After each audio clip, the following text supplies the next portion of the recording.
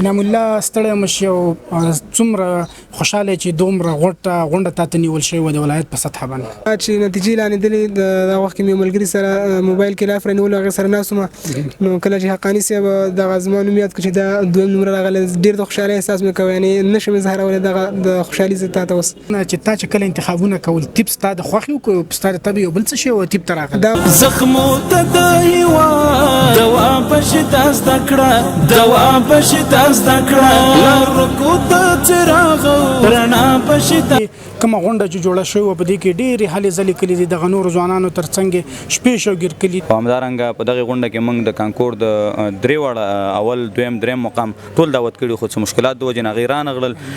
کله چې خبر شولې چې ستا یو زوی په عمومي دویم نمره راغلی دی یو شپږم راغلی دی او دواړه تیپ ته کامیاب شوي دي څومره خوشحاله شو ډېر زیات خوشحاله شوم دا سمدستي مې الله ته په سجده باندې راپرېوتلم او بیخي د خوشحالۍ احساس د دې نه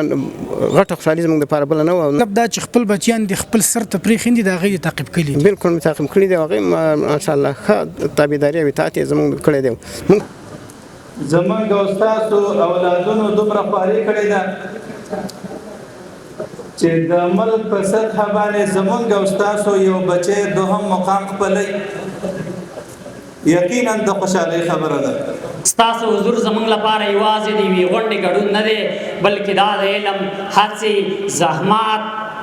او روښانه راتلونکي د ملاتړ یو ښکلی پیغام دی اوس کار کول ویدلی هېواد بیا پورته کوو وطن رڼا کوو وطن رڼا کوو